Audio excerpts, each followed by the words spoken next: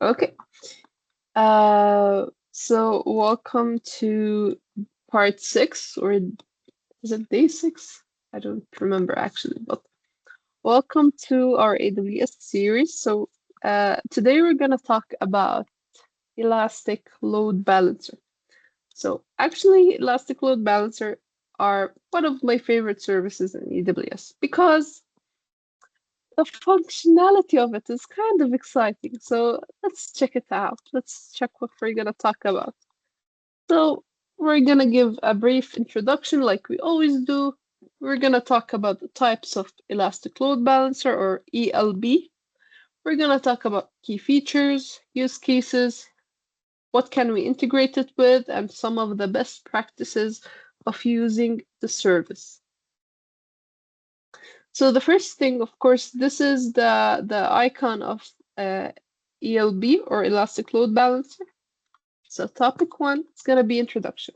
So as you can see here in the drawing, this is going to an instance. I don't want this to be really hard on you guys. So let's say we can say that Elastic Load Balancer is kind of the policeman on the road. He distributes traffic, and we're gonna see that right now. Okay, so remember our architecture that we draw, that we have a user. Let me go on elements and get my user. Okay, so here's my user. And then I have 3 EC2 instances. So let me go and get my instances.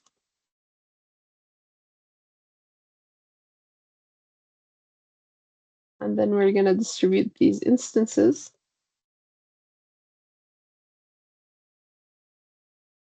Okay, then we said maybe we want to give it an elastic file system. So based on our architecture, this is what we draw on the last lecture when we talked about our AWS storage options. So we also talked about how EBS is not going to be very good and efficient when we want to store user stuff like user emails and sessions. We're going to have a problem, so we have preferred it with an EFS. So here we have it connecting, and here we have it connecting. Also, of course, we said that EFS mounts to an instance using some what is called a NIC card. So let me get these. We don't remember them because these are important actually. So based on this architecture, we can understand that we have a simple user or one user who can enter instance 1, instance 2, instance 3, and we have EFS as a back system or as a storage option. We also can put a database, that's fine. So let's try and put a database. Let's put DynamoDB because that's a database, by the way, guys. We're gonna have a full lecture on databases. Okay, so let me write this down so you would know. A text box. So I'm gonna write here it is a database. Okay. Oh, sorry. That's database, no database. Oh, here is a database. Okay. So let's now consider about when we were talking that we have vertical scaling and horizontal scaling. So what if multiple users came in? Like here's our guy, he has like multiple users in line waiting to take their turn. And I kind of don't like this architecture because, okay, if this serves, let me, so if we gave this user to this server and then we give this user to this server, we still have one that's gonna wait in line. So let's just imagine it that way.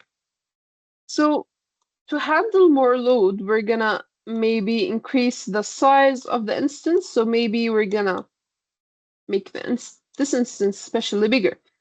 So this is what we call vertical scaling. Now with vertical scaling, it can, oh sorry. Now with vertical scaling, which mean that we have increased the EC2's CPU, memory, and compute resources. Let me duplicate that and use that. Okay. That's fine. Okay. So when we increase the compute resources of this instance, we call it vertical scaling. We don't want that. So vertical scaling. We don't want that. It's manual. Maybe another customer comes, now he has to wait in line like the first one. So we also maximize or give more compute resource. So now it can fit to. That's not an efficient option. Like, no, guys, that's not really efficient. So what can we do to solve this problem? We have something that's called an auto-scaling group. So auto-scaling group gives us the ability to increase instances or remove them based on demand and based on user usage. So what does ELB have to do with all of that? So let's say that if we tried and installed an Apache server and every time you have restarted, it's going to give you to the same in the middle resource. So now these two are idle and this is the only one working. So you're literally tiring this instance out. انت عم تتعب هاي الكمبيوتر لانه اللود او انت مثلا لما تضلك تعمل ريفرش ما عم بوديك على السيرفر الثاني، عم بخليك على نفس السيشن، عم بخليك على نفس الفيرتشوال ماشين. Now there's only if all of the users are on one instance, and that's also not an efficient way to do this architecture. So what we do is, let me delete my users and remove that. So we give an auto-scaling group, or sorry, an ELB. Where is my ELB? I need to find my load balancer.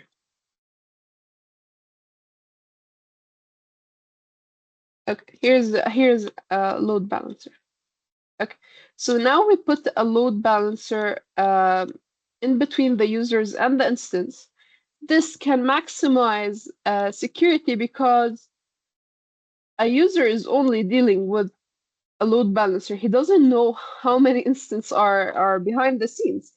He's only dealing with a load balancer which has its own DNS name, and we have talked about DNS names and the IP addresses and how IP addresses and DNS are. DNS is a way to translate numbers into google.com and google.com into numbers. So yeah, so this is accessed via a DNS name. And we're gonna see that right now. Okay, so now this ELB gives us the ability, or it gives the user the ability, so he can guide the user.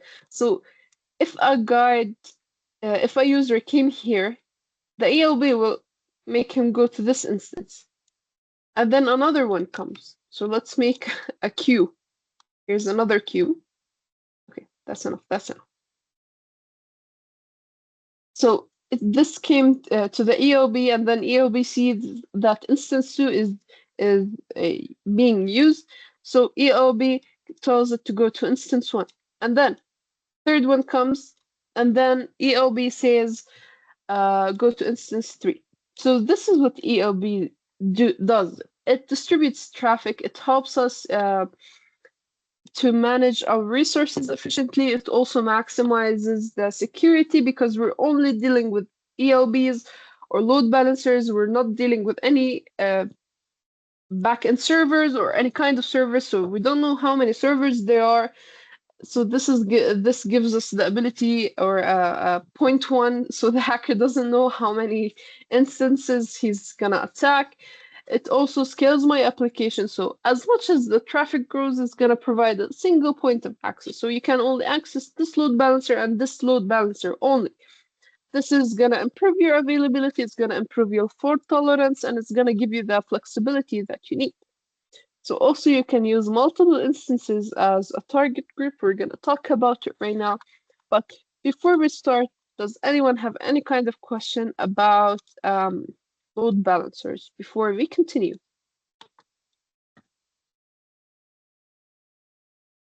Okay. if you have any kind of question, please stop me and tell me that you do, because you need to understand every step of the way what we're talking about. So, as we said, there's multiple benefits. The first benefit that it is very high available. It gives perfect traffic distribution across multiple EC2 instances or target, which increases its resilience. So we saw it gives us a very fair distribution of traffic. Also, it's fault tolerance, because there's something we're going to talk about, which is called health checks. And this health checks gives us the ability to see if this instance, as you see here, when you put your hand on your heartbeat and you check your heartbeat, you see if this instance is good or bad. So it gives us the ability to fault tolerant. Also scalable. So we can integrate it with an auto scaling group, and we're going to understand what's an auto scaling group. And we have said about security. It gives you a single point of access. It can integrate with AWS Certificate Manager for SSL and TLS termination. We're gonna talk about these protocols. I'm sorry. Okay, so we have on my exam there was 3 types of ELB. I think the fourth one is retired. So now we're gonna talk about 3 types of ELB. So let's go to ELB on our console and let's check it out. So of course it's in the EC2 instance console. So we have to go to EC2 and then go down. We're gonna find our load balancers. Let me check if it's actually retired or not, but I think it is. We're not gonna see it anymore. So if I want to create a load balancer, yeah, you see here a classic load balancer is previous generation. So we're gonna talk about only these 3. So the first one we're gonna talk about is an application load balancer, and this is how it looks. The second one we're gonna talk about is a network load balancer, and the third one is a gateway load balancer. So let me start with the easiest one, which is number 3, the gateway load balancer. So this is anything in the exam that comes and tells you a load balancer that is used to deploy and scale third-party virtual appliances. Virtual appliances is firewalls. So this GWLB, or a gateway load balancer, it only manages third-party virtual appliances or firewalls. So this is the easiest one. It operates on layer 3 in the networking layers. So we have 7 layers. So here, OSI model, I think. Is it OSI? Yeah. Okay, so we can understand that layer 7 is the application layer, as we can see here. So this is the application layer. Okay, then this is very easy. So it says that it combines a gateway and a load balancer into a single entry point, and this helps us with function like firewalls, intrusion detection, and prevention systems. So anything that is related to virtual appliances, you go to gateway load balancer. Okay, so let's go to the first one, or let's here you can see that you can choose it to manage a fleet of third-party virtual appliances. That is firewalls. So let's go to the first one, which is an application load balancer, or an ALB. So ALB. So this is also on the 7th layer, but the difference between the first one, the gateway load balancer, and this one is this is used for HTTP and HTTPS traffic. That's the main difference. So the gateway load balancer is for virtual appliances, aka firewalls, and the application load balancer is for HTTP and HTTPS. So this is the features that has its host-based routing. All of this is gonna talk about stuff like HTTP headers. If you're into web development, this is gonna really help you, especially if you have something that doesn't really require low latency. We're gonna see that now. Okay, so we have content-based routing, we have WebSocket and HTTP2 support, and then flexible target group. So it supports EC2 instances, ECS tasks, which is containers. We're going to talk about it. It also supports IP addresses and Lambda functions. So that's great. Also, it has enhanced security. We have talked about SSL terminations and ASM. I think we're gonna talk briefly about ASM. Okay, the third one, which is a network load balancer, this is the different one. This is on its own. So this is best suited for TCP TLS. TLS is the safe TCP or the secure TCP, and then we have UDP. So this operates on the transport layer, which is the layer 4. So we can see here on the OSI model, this is a transport layer.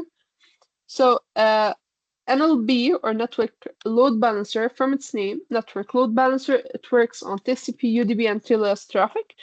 It has a high or a static IP. It has high throughput, TLS termination, and preserved client IP. So this is maintaining the client IP for backend application. This is actually a security feature. We're gonna talk about it later on, maybe. I don't know actually.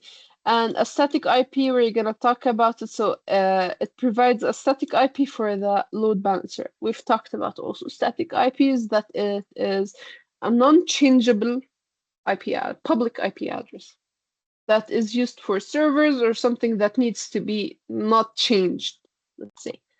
So this is the different one. This is required for low latency and very sensitive and critical workloads. We have talked about gateway load balancer. Okay, so let's talk about key features. So we have, I think, 6 key features. We have high availability and fault tolerance. We have talked about these, and it distributes incoming traffic across multiple targets, which are instances, or we said ECS tasks or Lambda functions. It's also scalable. So we've talked about horizontal and vertical scaling. It gives us the ability to scale. And we have talked about health checks, which is the beat. So if you put your hands on your wrist and you check your beat, you can see if you're good or bad. So maybe I'm bad. I don't know. But health checks give you the ability to monitor the register target. And we're gonna talk about the code 200 and the code 100. Maybe there's another than 100, but what's important is code 200. Also, security, we have talked about it's supporting HTTPS, which is the ALB or application load balancer, and SSL termination. This is a kind of certificate that we're going to talk about maybe in the security part. Also, it integrates with AWS firewall. So this is WAF. It's a firewall for AWS. A web application firewall, yeah. So we also can integrate it with multiple AWS services like EC2, ECS, EKS, Lambda, Route 53, and CloudWatch. If you remember from our previous lectures, we have talked about EC2, we have talked about CloudWatch, which is a service to monitor. We haven't talked about it in depth. We have talked about it maybe in best practices. We also talked about Route 53, which is a DNS service. Also, cross-zone load balancing. This gives us the ability to load balance across different AZs. So if we went to the introduction and we saw the picture, we can see here that this is an AZ1, AZ2, and then we can see that the load balancer inside our VPC is load balancing into 2 target groups. And the blue target group, as you can see here, is using 2 instances in different availability zones, and the green one is doing the same as well. So this is a cross-zone load balancing. Okay. So we have a few stuff we're gonna talk about. I think it's 3 stuff, yeah. So we have, first thing, we have this thing which is called a sticky session, or what's called cookies, if you remember about cookies. So let's say that I have a user. So let me get my user. And then this user is entering his username and password, and then out of nowhere. I'm sorry that I'm late. That's fine, Noor. I'm glad you came in time, actually. So let's say that this user right here, he wants to enter this instance, and he entered let me open a text box. Let me say user have entered username and password. Okay, does it really make sense if this guy refresh his page like this? If this guy refresh his page, that everything I have right here is gonna be lost? That's nonsense. That's a very bad architecture. So sticky sessions gives us the ability, like I refreshed my page right now and everything is the same. This is called a sticky session. So we're gonna see that when we use our uh, EC2 instance, every time we refresh, it's gonna take us to another instance where it's gonna take us to another IP address, and we're gonna check that out. So this is a sticky session, aka cookies. So let's read what I have wrote. So known as session persistence. I think persistence أو استمرارية ممكن تكون كلمة أنسب. So persistence is being persistent on something and not changing it. This is a feature in ELB that binds user session to a specific instance behind the load balancer, as we said here. So if this user have entered their username and password on instance 1, it should stay right here. It shouldn't, like, if he refreshed to go on instance 2 and lose his session. There's a time point for that. Yes. So the benefits of it has two benefits. Of course, the first one is consistency, of course, because this is the reason for it's called session persistence. Of course, it's gonna have consistency أو هي الاستمرارية. And this ensures that session data like user login state is maintained consistent by redirecting requests to the same instance. So redirecting requests is like just refreshing the page. And stateful application, we've talked about stateful and stateless when we talked about the security groups and network access control list. So this gives us a stateful, which means it preserves the state of the application, which is the same as consistency, I guess. But you have to understand the concept of stateful and stateless. So how it works, 3 steps. ELB generates a cookie and assign it to a client session. And then this cookie is used by the load balancer to route subsequent requests to the same instance. And this cookie duration can be controlled either by the application or the load balancer. So it has a point in time. This cookie has like maybe 2-3 minutes. And when I refresh, it's going to be gone. Okay. So let's talk about cross-zone load balancing, which I have actually talked about in let me take this picture and paste it so we can talk about it more. Let me paste it right here. Okay. What is this? Okay, that's not what I wanted. Copy. Okay, that's fine.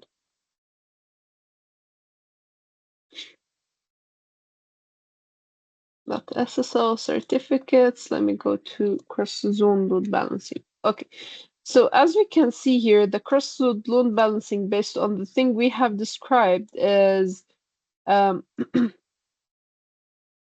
let's maximize on the drawing, or let's open the slideshow.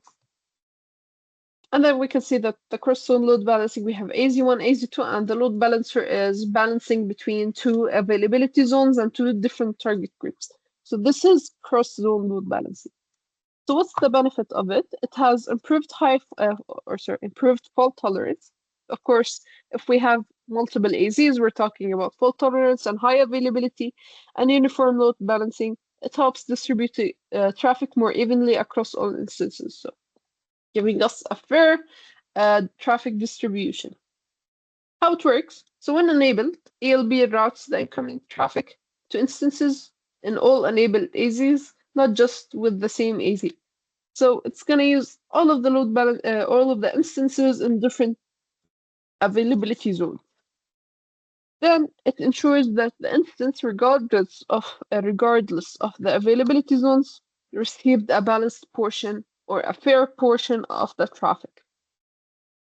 Okay, So the third feature we're going to talk about is SSL certificates. These are used to encrypt traffic between client and the load balancer to ensure a secure data transmission. So when we have this can be very anyone can access, not anyone actually, but some people can really access this like a hacker.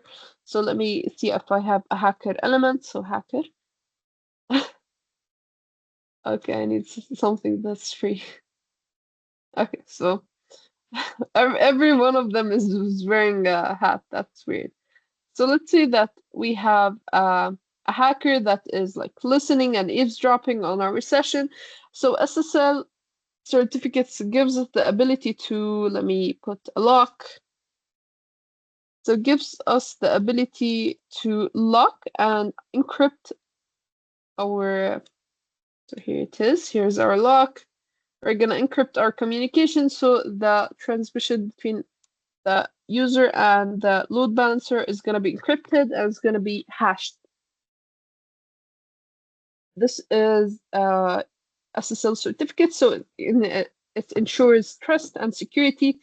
You can trust, or the client can trust the server, establishing a trusted relationship, and encrypts data in transit. So in transit or in rest. Those are also two concepts you need to be aware of. So this is in transit. It's if it was at rest, we're gonna talk about at rest like just being in the database and not being transmitted. But in transit is the data is literally moving, like between the client, the server, the database, this kind of stuff. Okay, so how does it work? We have something that's called a listener. We're gonna check it out when we do our hands-on labs. So we have an HTTPS listener. So uses HTTP to handle encrypted traffic. So this, let's say if we got an HTTP traffic, the load balancer is gonna deny this traffic. We've talked about SSL certificates, so you can use it using the ACM to provision and manage certificates, and you can upload your own. So this is optional. Also, SSL termination can occur at the load balancer when it finishes or end-to-end encryption like we have on WhatsApp. So WhatsApp gives us the ability to end-to-end encryption. Okay. So we have a few use cases. We have a web application, of course. That's like basically obvious. We have network, virtual appliances or firewalls. Also, this is very obvious because of gateway load balancer, and this is because of application load balancer. High performance applications are for network load balancer. So here you can see TCP, UDP, low latency, and microservices, a microservices architecture. This is kind of architecture we're going to talk about later on when we go to SQS or SNS. So we're going to talk about microservices later on. I don't want to really get into it because I don't think it's the right time to talk about microservices. Maybe in the container session, we're also going to talk about microservices. So this is a really important concept to talk about. Okay, so we have a few integrations we can integrate it with auto-scaling group, AWS Web Application Firewall, Route 53, which is a DNS service, or CloudFormation, which is infrastructure as a service. So these are the basic. We haven't talked about any of them, but we're going to talk about auto-scaling. And after the break, we're going to talk about Route 53, and we're going to talk about CloudFormation. So best practices, we have to, it's optional, of course, but you have to enable cross-zone load balancer. You have to configure health checks, use multiple AZs, implement SSL or TLS termination, and review security settings. So, of course, basic. Okay, thank you. So let's do a hands-on labs. We have finished the ELB slides, so let's do a hands-on labs. So we have went to EC2, then we have went to a load balancer, and we're gonna create a load balancer. But before we do that, let's create like 3 EC2 instances. So launch instance, and then we're gonna create here 3. I wanted Linux, T2 micro, proceed without a key pair. I want to allow HTTP. I want to take my code that I have given. So let me just get my code. We go to my lecture, my other lecture. Okay. So remember when we have entered the user data stuff. Okay. So let's go to EC2 and let's take our user data code.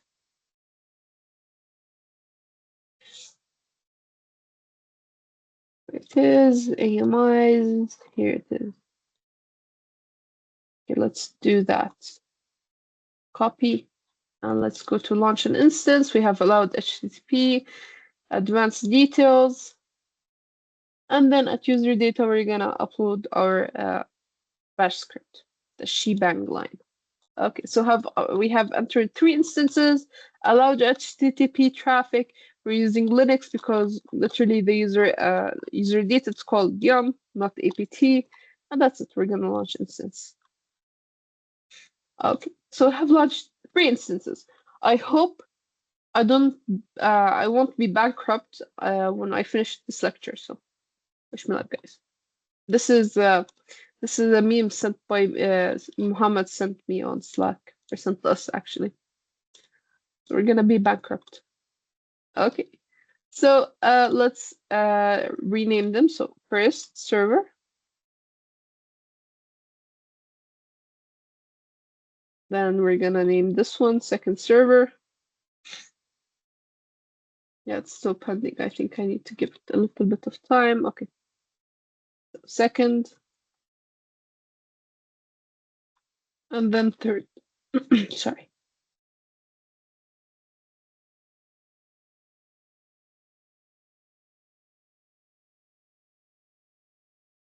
Okay. Then we have created our 3 EC2 instances. And now if we want to connect, we're gonna get connect. We're gonna have not connect. I'm sorry. I need to open the DNS or the IPv4, public IPv4. So HTTP. So Apache server installed. I actually don't like this one. I should have installed the host name. I wanted to echo the host name. Okay, so it's fine. We can see here the what's called? I forgot. Okay, so this is the IP address, the public IP address. It's on the top right here, and that's enough for me to know that it is working. So let's go to our load balancer, which is right down here. So let's open it in a new tab and create an application load balancer. So let's create one. It's very easy to create a load balancer. So Apache LB, and it's gonna be internet facing, of course. It's gonna have an IPv4, and then we can create our like we can use them like all maybe. That's fine.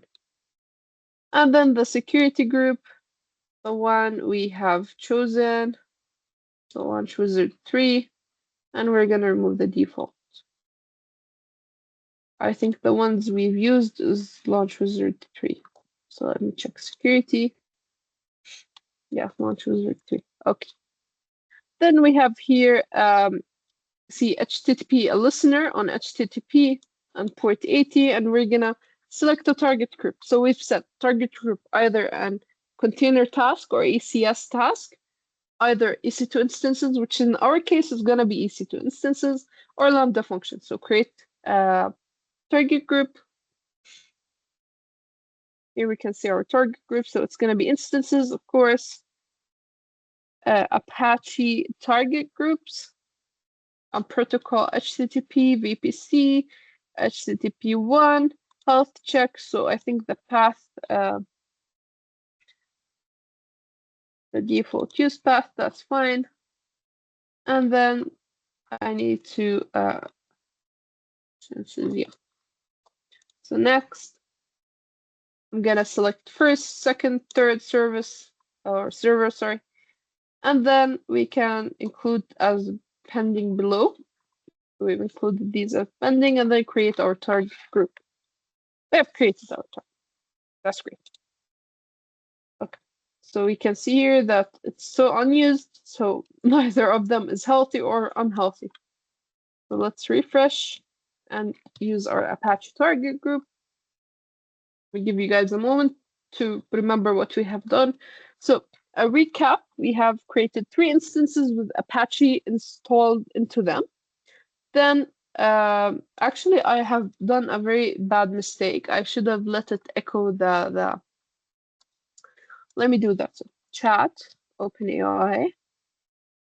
I'm gonna ask ChatGPT, so write bash script that echoes the host name IP address.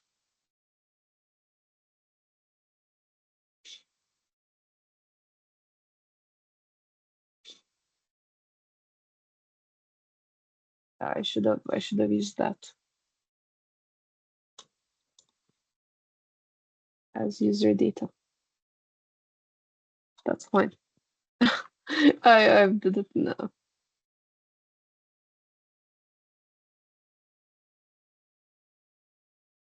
Okay, I don't want that. I think there's an easy way to get this. It's called echo. Wait, how to echo host name?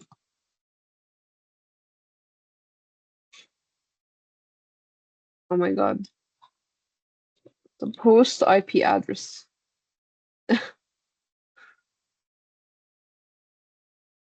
Why am I writing this way? That's fine.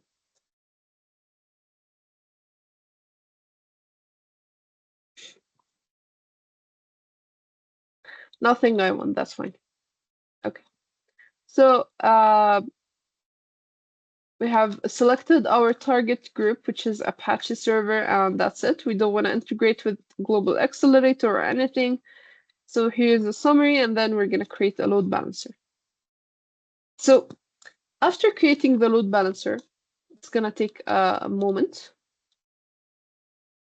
So it's going to give us a single point. So here we can see that we have one rule, which is HTTP. And then I remember this movie. Here we have an ARN, a DNS. So this is a DNS. It's not going to work because it's still provisioning. Yeah, it's still provisioning. That's why it's not working, but that's fine. Let's give it a moment. And let me try and get that code. I think it's on my sticky notes.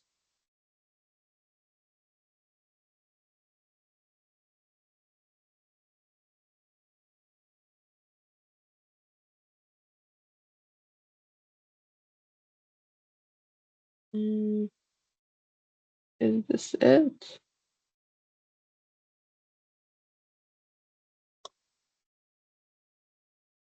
I do have one. Yeah, here it is. Okay. Let me do it another again.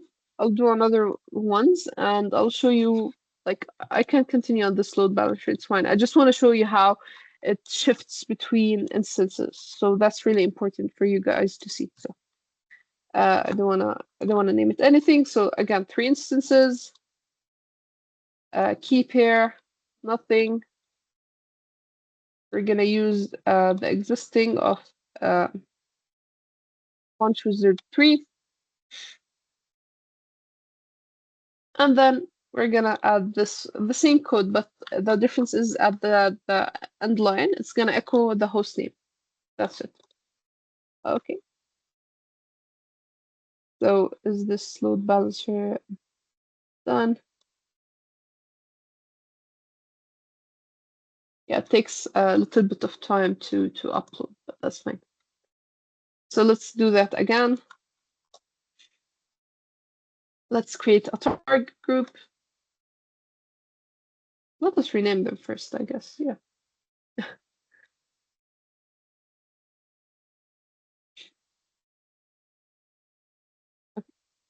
So here it's Apache 1.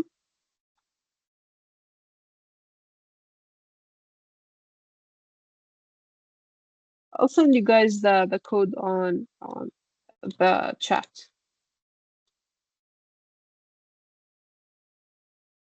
Here you guys. Here you go, guys. Sorry.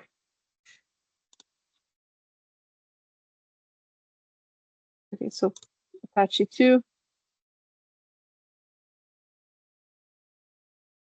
And then Apache 3. Sorry. Okay. So now when we're creating a target group, we can create a new one. So go down to load balancer target groups, create one. Apache servers, key G, which is target group. Health checks, leave it as it is. So continue. Apache 1, 2, and 3. So upload as pending, create target group instances. Okay. So again, create another load balancer. This is active, thank God. So create load balancer, application load balancer, Apache new LB, internet facing. Let's choose like 3 of them or 4. This is mapping. So availability zones, we've talked about cross zone load balancing. So launch wizard 3, like target group, refresh. Yeah. Okay. So add listener tag. Thank you. Everything is great. So create load balancer. Okay. So let's go the first one we have created. So we've created 2 load balancers, 6 EC2 instances, and 2 target groups. That's good. So go to load balancer, and we can copy this DNS name and open it. So it has given me that the Apache server is installed. So as much as I try and refresh it, I don't know what kind of server I'm on. I'm just having a single point of entry, which we've talked about as a good security practice. So if we open this load balancer, we can see that it's not going to give us any kind of information about our target groups. It's going to give us a DNS name, and this DNS name is an A record. We're going to talk about A records, 4 A records on the route 53. So let me see if our second load balancer is up and running. It's going to take a few moments. Let's give it time to provision. So guys, does anyone have any kind of question to me? So now, my dog is sleeping. He doesn't like load balancers. I do though. Kind of like load balancers. I'm gonna have my face printed on a load balancer t-shirt.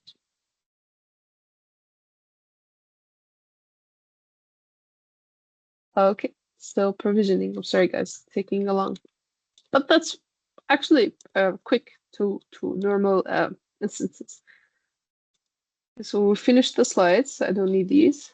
I hate opening like multiple tabs. Okay. So if we went to the instances and we opened like this one, we're gonna see that it's gonna give us the public IP address. So let's do that. And HTTP. So yeah, hello world from this IP version, IP or private IP. Also, if we tried opening of any of these instances, it's gonna give me a different host name. So let's try. This is, I think, Apache 2, Apache 3. So let's open Apache 2.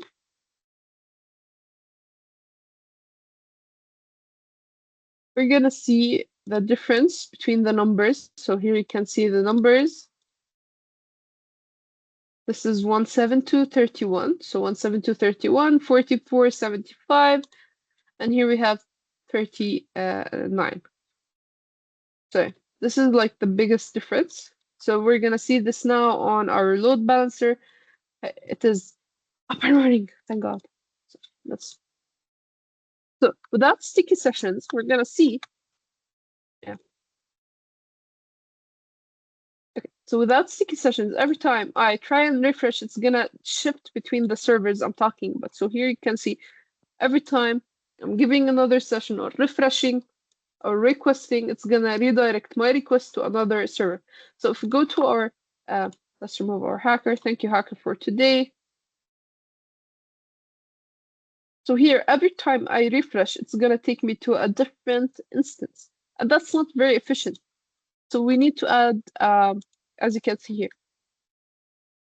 So we need to add a sticky session on this load balancer. So maybe we can add security groups, edit the distribution. So here we can see that we can, no, sorry, we can use TLS details.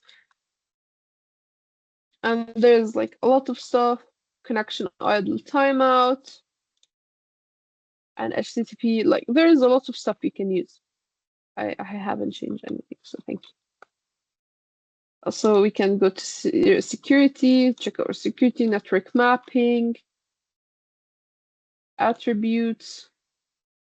You can see that the TLS is kind of off. So integrations, you can see here that we have multiple integrations. So this is our load balancer. So best practice, also try and use our sticky session. And yeah, that's it for today, guys. I think, yeah. I think I'm gonna like delete everything now before I become poor. So let me just stop the recording.